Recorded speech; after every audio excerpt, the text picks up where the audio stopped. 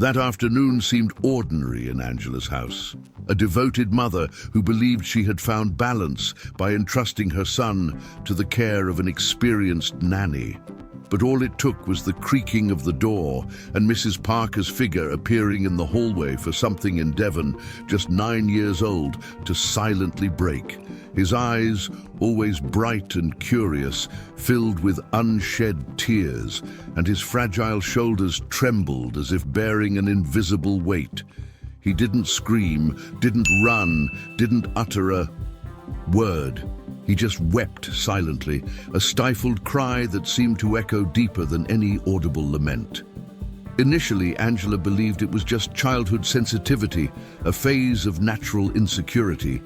However, as she observed the scene repeatedly, she began to sense something far beyond the ordinary. Her son's pain wasn't fleeting. It was as if it were ingrained, branded within him, repeating itself with every encounter with this woman who, to everyone else, seemed patient and trustworthy.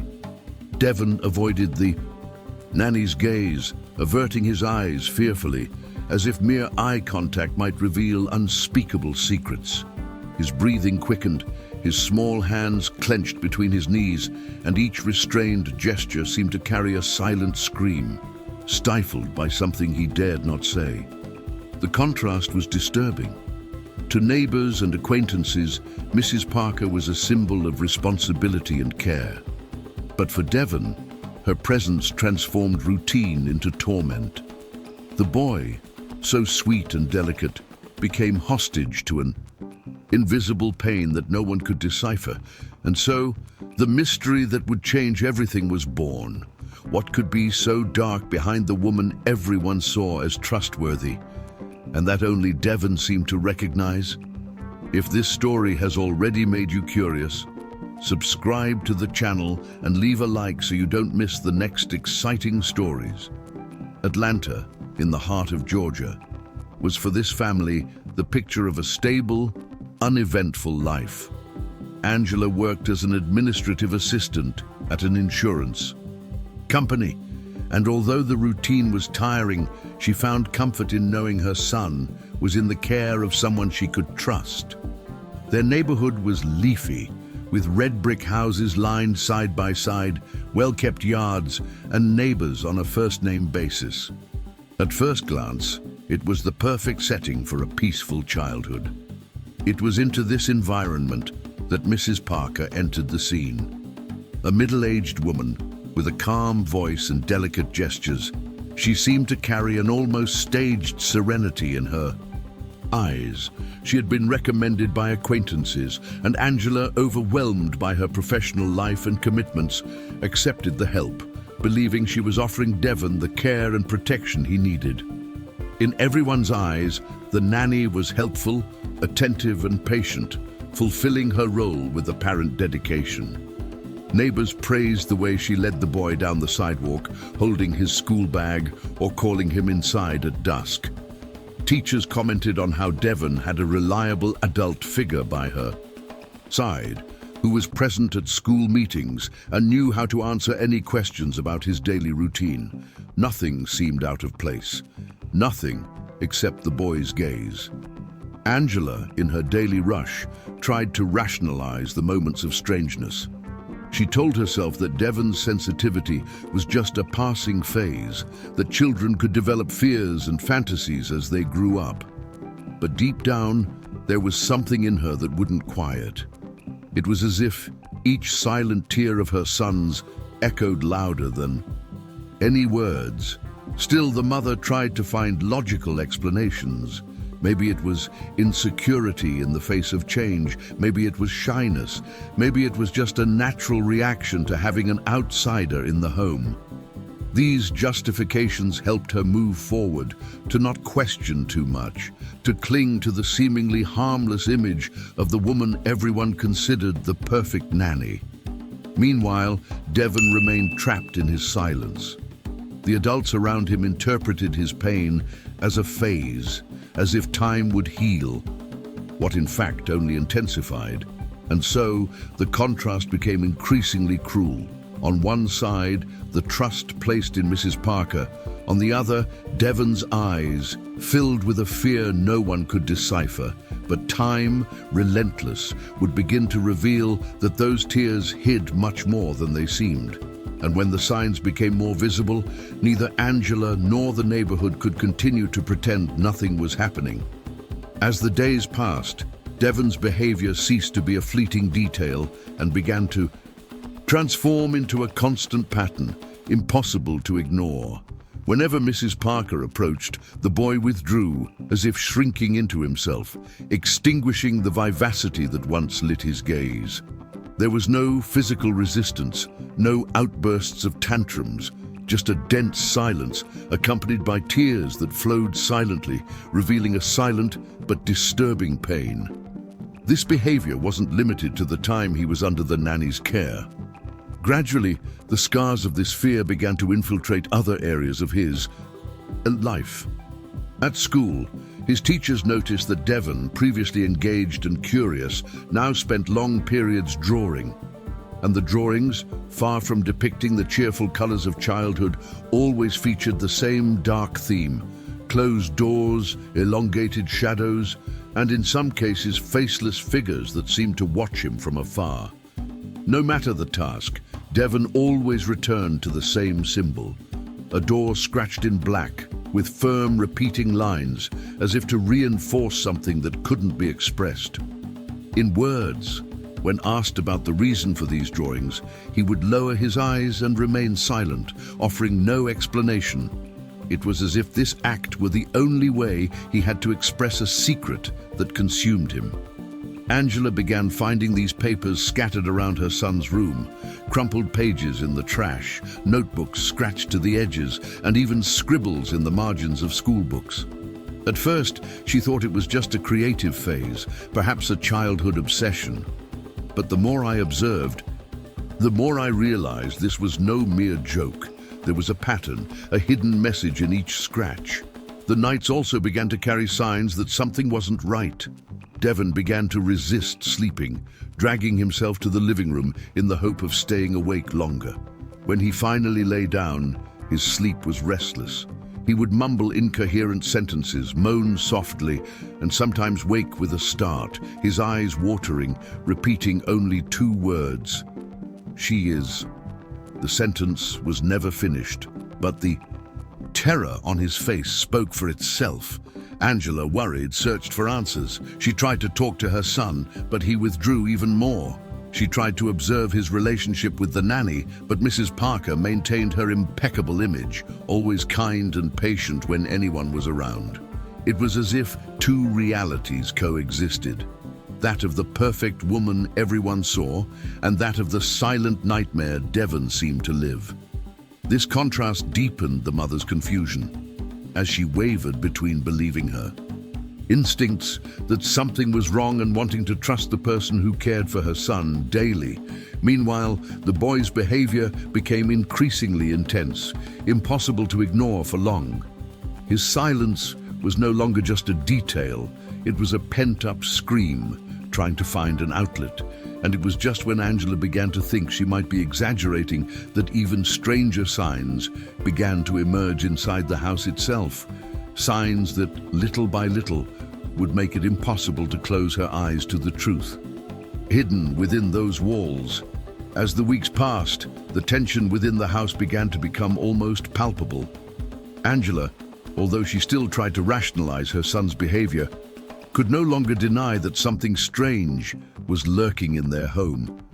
The first signs appeared subtly, almost imperceptibly, like small details that could go unnoticed by the unwary eye. Toys Devon had carefully arranged in his room would appear broken the next day, as if unseen hands had manipulated them overnight.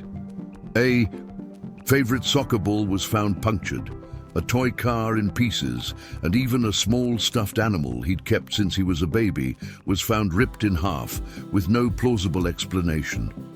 Angela tried to imagine that perhaps it was simply her son's carelessness, but his fearful look said otherwise. Then there were the sounds. At first, a simple creaking of wood in the hallway could be explained by the weight of time on the house's structure. But when these noises began to repeat night after night, always at the same time, accompanied by light footsteps that seemed to drag in front of Devon's bedroom door, the sense of normalcy disappeared. Angela, lying in bed, held her breath as she listened to the creaks that echoed through the early morning silence. But when he got up to check, everything was as it should be. What disturbed her most, however, were her son's nightmares. Devon slept restlessly, writhing under the covers, mumbling garbled sentences that always ended the same way. "She's here." There were no screams, just a low, stifled tone, as if the fear was so great that even in the dream he dared not express himself aloud. Angela began to observe the boy more closely. She noticed his lost gaze, his refusal to enter certain rooms, and the way he would cower at the slightest sound from the kitchen or hallway, clutching himself for protection. It was as if Devon knew something no one else saw, as if he had access to a truth the adults around him insisted on ignoring. And as these signs accumulated, Angela's doubts grew. The trust she had placed in Mrs. Parker began to crack, albeit almost imperceptibly. There was no proof, only intuition, silent tears, and small hints that the home, which should have been a refuge, hid dark secrets. What Angela didn't know was that something much more direct and impossible to deny would soon surface. Something so powerful that it would force her to act, with no room for excuses or justifications. Angela could no longer sleep peacefully. Devon's behavior, the broken objects, the nighttime sounds, and the recurring nightmares formed a set of signals that insisted on not being ignored. One morning, when routine seemed to be going on as usual, she decided to confront the nanny. Her intention was simple: to find an explanation, however trivial, that could finally calm the whirlwind of distrust consuming her. She sat with Mrs. Parker in the living room, and the conversation began cordially. Angela, choosing her words carefully, commented on her son's fears, his silent tears, and even the drawings he'd been making. Mrs. Parker, with her soft voice and seemingly understanding gaze, smiled calmly, as if she'd already expected that question. "Children are like that, Angela. They go through phases, they make up stories, they create imaginary monsters. Devon is a sensitive boy. Maybe he's just trying to get your attention," the nanny said, keeping her tone affable. The words seemed plausible, almost comforting. The calmness with which she spoke was convincing, and for a moment, Angela wanted to believe them. After all, it would be easier to accept the idea that it was all just a childish imagination than to face the possibility of something much darker happening inside her own home. However, one look at Devon, sitting in the corner of the room, was enough to make that explanation crumble. He remained quiet, hugging his knees, and avoided looking at the nanny. When Angela reached out to stroke his hair, the boy simply shook his head, as if silently saying it wasn't like that at all. Still, Angela let the conversation end with a feeling of emptiness. She wanted to believe Mrs. Parker, but something inside her screamed that there was much more behind her son's silence. And as the nanny collected the dishes and smiled as if nothing had happened, the mother's heart sank, knowing that this first attempt to seek the truth had revealed nothing concrete. But Devon's silence continued, so heavy and insistent that it would soon become something impossible to ignore. Something that would emerge so clearly and desperately that it would leave no doubt that danger was much closer than anyone imagined. The weight of the silence inside that house became unbearable. Angela found no more answers, only more questions. The confrontation with the nanny had yielded nothing but rehearsed words, phrases that sounded too sweet and coherent not to be hiding something behind them. Yet her mother's heart wouldn't be silenced, and every time she looked at Devon, she felt something trapped, like a stifled secret begging to be revealed. It was a Friday afternoon, as Angela was picking up her son from school. that the unexpected happened. Devon shuffled out the gate, his eyes red from crying. It wasn't just exhaustion, there was a cry for help that no child should carry on their shoulders. As they walked to the car, Angela noticed something on his arm. As she adjusted the sleeve of his shirt, her eyes fell upon words scrawled in marker, "Hello." The world seemed to spin around her in that instant. Her heart raced and the air grew heavy. Devon said nothing, just lowered his head, as if afraid of being punished for that gesture. Angela, overcome by a mixture of despair and fury, felt a chill run down her spine. There was no denying it. Her son was asking for help, and this time the request was written before her eyes. For the next few days, Angela couldn't think of anything else. The child's gaze, the message etched on her skin, the silent pain that recurred with each encounter with Mrs. Parker. The mother knew she couldn't wait any longer. It was then that she made a decision. She would place a hidden camera inside the house. With calculated moves, he purchased a small device that could be discreetly placed on the living room bookshelf among the books and picture frames. He didn't tell anyone, didn't mention it to neighbors, didn't ask for advice. The decision was hers, and the goal was one: to uncover the truth behind Devon's suffering. That first night when she turned on the camera, Angela felt her heart pounding. She watched the device as if it were her only hope of giving voice to her son's silence. Mrs. Parker arrived the next day as always, with the same kind smile and the same aura of confidence that fooled everyone. Angela left for work, but for the first time, she left behind a feeling of invisible surveillance. For days, nothing happened. Angela watched hours of recordings and saw only normal interactions, banal conversations, the nanny helping Devon with his homework, preparing snacks, and even singing children's songs. Everything seemed perfectly normal, as if Mrs. Parker were the perfect caregiver everyone believed. Frustration grew, and Angela began to question whether she had made the right decision. But Devon's persistent silence left no room for doubt. He was still withdrawn, his eyes watery, his gaze fixed on the floor whenever. The nanny was near. It was as if he knew no one would believe him, as if he understood that the pain he carried was invisible to adults. Then, on a Friday night, everything changed. An exhausted Angela turned on the computer to watch another recording. At first, it was the same old scene, the bright living room, Devon sitting on the couch, Mrs. Parker picking up some toys. But in an instant, the nanny's demeanor changed.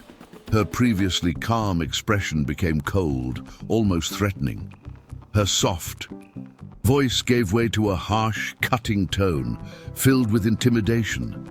Devon, as always, didn't react with shouts or words. He simply wept silently, just as he had done in front of her. Angela, standing in front of the screen, felt her legs tremble. Her initial shock turned to anger and dread. This was just the beginning, a glimpse of what really happened when no one was around. And what would come in the following recordings would be even more disturbing, revealing a truth Angela could never have. Imagined, a truth that would forever change the fate of her family. After that first recording, Angela couldn't sleep peacefully. The image of Mrs. Parker transforming before her son burned in her mind like an open wound. What had for so long seemed merely a maternal instinct now took concrete form, albeit in fragments. But Angela knew she needed more. A single recording could be questioned, dismissed as misinterpretation. To confront something so serious, she needed undeniable proof that would reveal the full extent of what Devon had been enduring. With this in mind, she began to watch each recording with increased attention. At first, the scenes remained ambiguous, moments where the nanny seemed to act normally, helping Devon with simple tasks, preparing snacks, reading stories. On the surface, she still maintained the image of an exemplary caregiver. But Angela, now attentive to every detail, began to notice nuances that had previously escaped her. The cold gaze that appeared when She thought she wasn't being observed, the way she approached the boy silently, forcing him to shrink ever closer. The following days were marked by a routine of vigil. Angela would arrive home from work, rush to the computer, and spend hours in front of the screen, trying to decipher the gestures, the glances, the long pauses.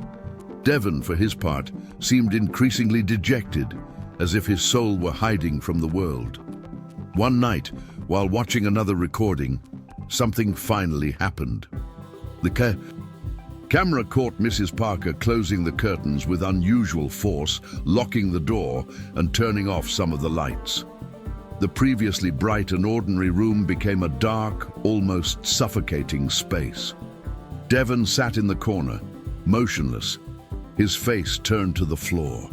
It was at that moment that the woman leaned over and, in a low voice, began to whisper something the camera couldn't clearly capture.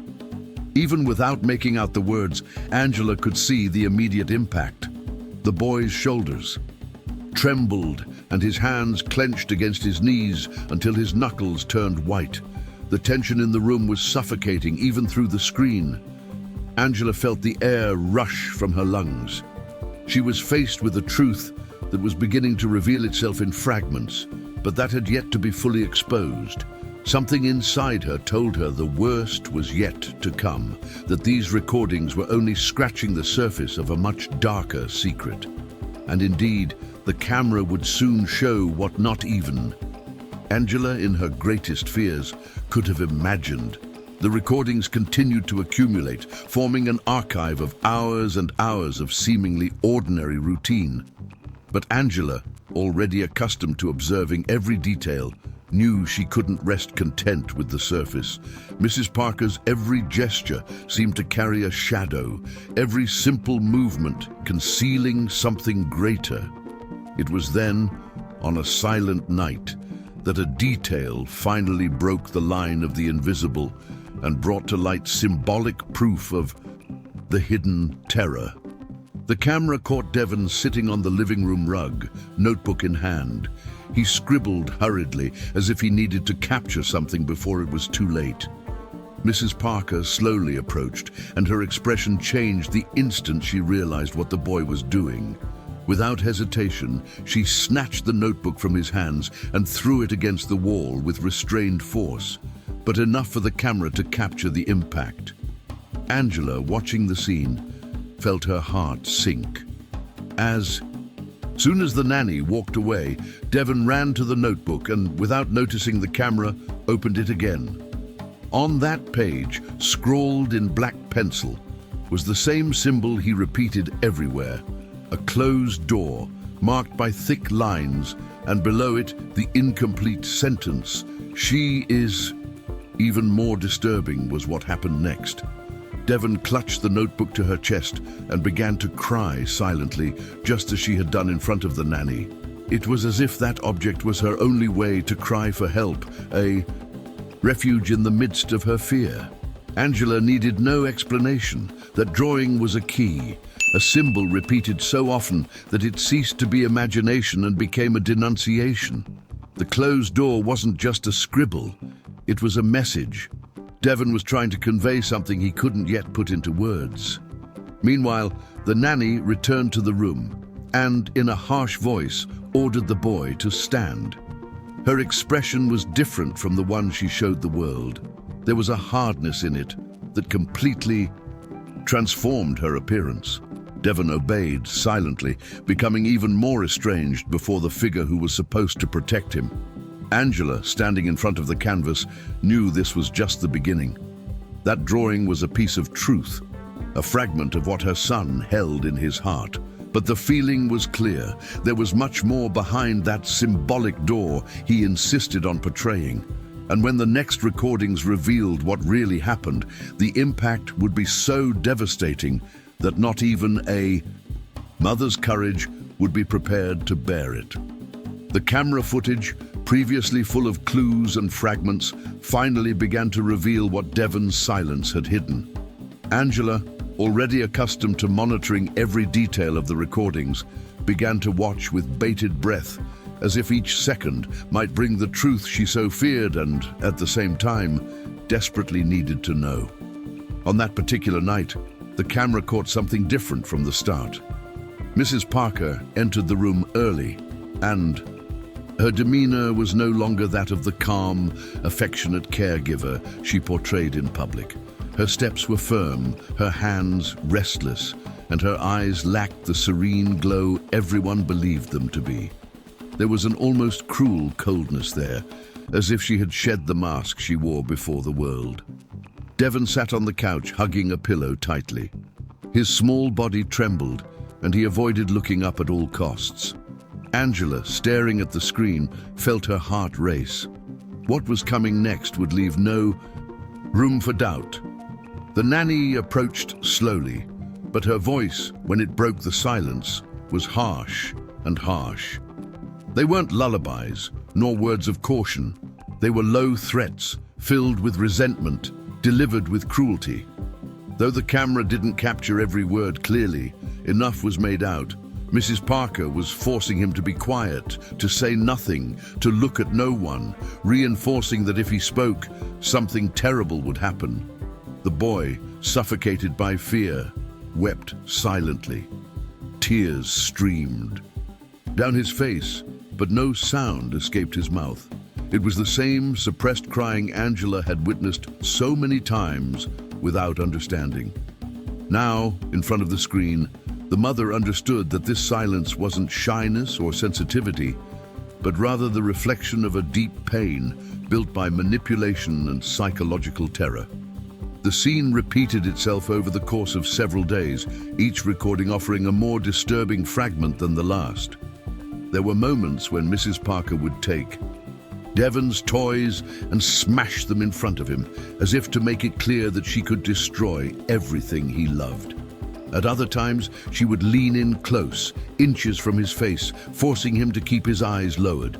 Her tone of voice alternated between cold orders and venomous whispers, creating a suffocating atmosphere from which the boy had no escape. Angela watched it all with trembling hands, tears streaming down her face. Guilt weighed heavily on her shoulders.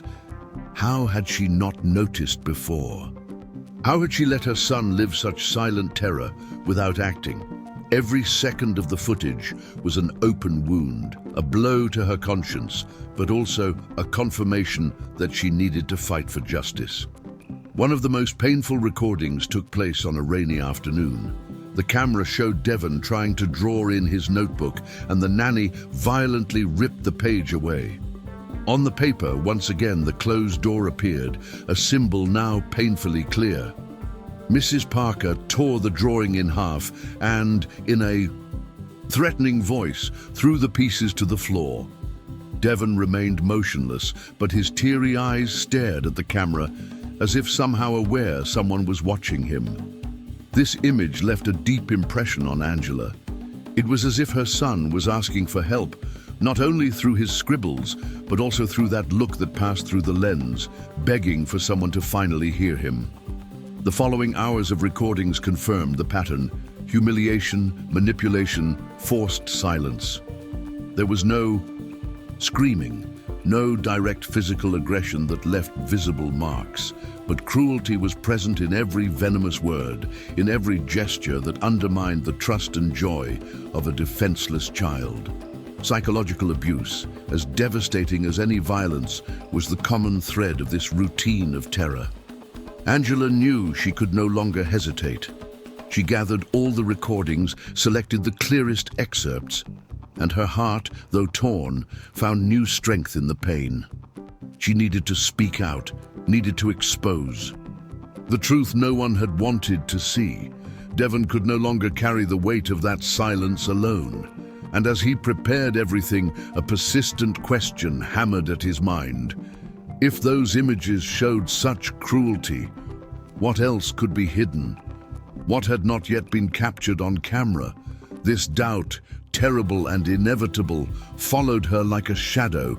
Because if the revelation already seemed shocking, what came next could be even more devastating. The next dawn brought Angela a determination she hadn't known she possessed. The pain of watching the recordings hadn't just torn her mother's soul apart, it had also ignited within her a fire of justice that could never be extinguished. With the evidence in hand, Angela headed to the local Atlanta police station. The hours leading up to her decision were filled with absolute silence inside the house, just her and Devon, and that look on the boy's face that, even without words, seemed to ask if he was finally safe. At the police station, Angela presented the footage. Officers watched in silence, some frowning, others averting their eyes at the most disturbing scenes. These weren't just routine videos, they were fragments of an emotional prison built around an innocent child. When the recordings reached the point where Mrs. Parker, in a cold voice, threatened Devon, the room felt a suffocating weight. It was impossible to deny. An investigation was immediately opened. 2 days later, a patrol car pulled up in front of the house. Curious. Neighbors appeared at their windows, incredulous as they saw the officers knocking on the door of the woman they all considered trustworthy. Mrs. Parker, with her usual calm demeanor, tried to maintain her composure, but the officers' steady gazes left no room for deception. She was handcuffed right there under the watchful eye of Devon, who watched silently from the window, hugging his mother. For the neighborhood, the shock was immense. Comments flew back and forth. How could this woman, so attentive and polite, be capable of something so cruel? Some refused to believe it, while others began to recall small details previously ignored. The mask of perfection had slipped, and the truth now spread like a disturbing whisper through the neighborhood. Angela, though she felt bitter relief at seeing her wife taken away, couldn't celebrate. Her heart was heavy with the knowledge that nothing would erase the scars left on her son. Justice, though necessary, couldn't take back the months of pain Devon had endured in silence. In the days that followed, home felt lighter, but still carried the shadows of what had been revealed. Devon was slowly beginning to sleep more easily, but he still woke during the night, searching for his mother. Angela had become his safe haven, the presence that reminded him that the nightmare was over. Yet even with the nanny's arrest, a question lingered in the air like a nagging echo. Would justice be enough to heal the invisible wounds left on Devon? Prison ended a cycle, but his silence, so deep and ingrained, still seemed to carry unspoken secrets. And it was precisely at this point, when everything seemed to finally be under control, that a simple gesture from Devon brought a new layer of symbolism, revealing that the child still had much to express. Not in words, but in images that spoke louder than any explanation. The days following Mrs. Parker's arrest brought a different silence to the house. It was no longer the heavy, suffocating silence that came from Devon's fears, but rather a strange emptiness, as if the nanny's absence had opened up space for breathing, for a lighter air, albeit one riddled with invisible scars. Angela watched her son with increased attention, trying to detect any change in his gestures, any sign that peace was slowly returning. Devon still cried some nights, but his crying was no longer the same. It was no longer that stifled silence of someone afraid to be heard. Now, tears flowed freely, accompanied by sighs that seemed to release something long trapped. Angela, always by his side, held his hand and whispered promises that he would never be alone again, promises that sprang from a maternal strength now renewed by the pain he had endured. One sunny afternoon, Angela found him sitting at the bedroom table, pencil in hand, his gaze focused on a blank sheet of paper. She approached slowly, fearful of interrupting this intimate moment, and silently observed what he was scribbling. It was no longer the closed door, nor the threatening shadows. This time, Devon was drawing a house, simple and small, but with open windows and a yellow sun shining overhead. Beside the door, he added 2 figures, a woman and a boy holding hands. Angela felt tears well up in her eyes. It was the first time in months she'd seen her son draw something that wasn't shrouded in darkness. It was as if the pencil in his small hands was an instrument of silent release, a way of declaring that the nightmare was over and that finally there was room for hope. When he finished, Devon looked up at his mother and, for the first time, smiled slightly, almost shyly, but genuinely. He didn't say anything, as always, but he didn't need to. The drawing spoke for him, with the purity and strength only a child could express. Angela hugged him tenderly, holding the paper as if it were a treasure. In that simple gesture, Devon showed that he was learning to live again, that his voice, even silent, found ways to be heard. But behind this moment of tenderness and liberation, there remained a painful and inevitable reflection. How many other children like Devon remained silent inside their own homes, unnoticed? How many silent screams still echoed behind closed doors? And it was exactly this question that prepared the ground for the final message, the one that needed to reach all hearts. Mrs. Parker's arrest brought immediate relief to Angela and all those who followed Devon's painful journey. But contrary to what many might have imagined, the end of that process did not mean the end of the pain. It was merely the beginning of an even more challenging journey, rebuilding a life marked by silence, distrust, and memories that could never be completely erased. For Devon, each day represented an uncertain step between fear and hope. For his mother, it was the certainty that she would need to be more than a protector.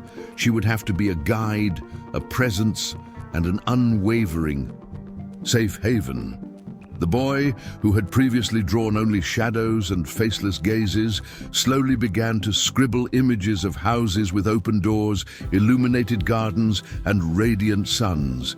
These seemingly simple drawings carried immense symbolic weight.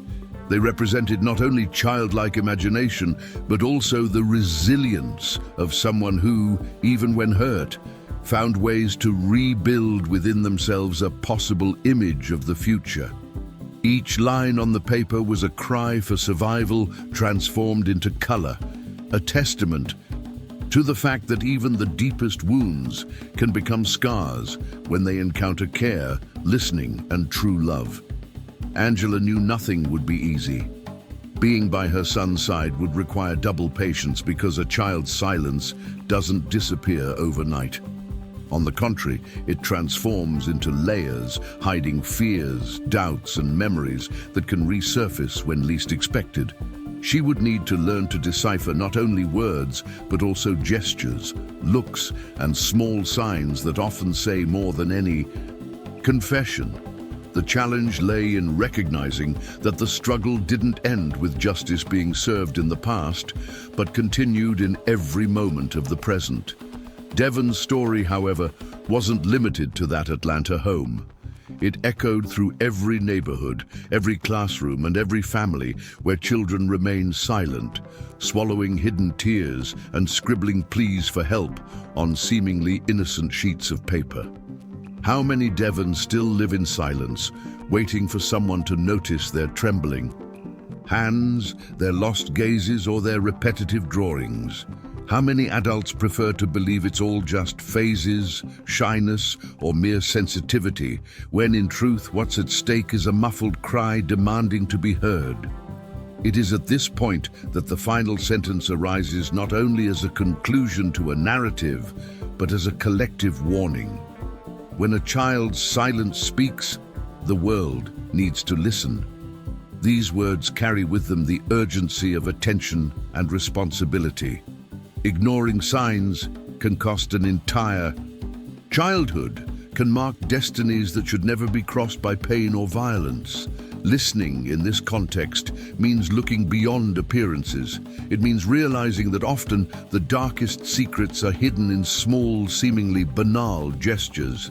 May Devon's story not be remembered as just another painful case, but as a call to action. May it serve as inspiration for each of us to become vigilant, attentive to the silent voices that hide around us. May it remind parents, teachers, neighbors, and caregivers that true justice begins at home, when someone chooses to see what so many insist on ignoring. If this story touched you, Don't let it end here.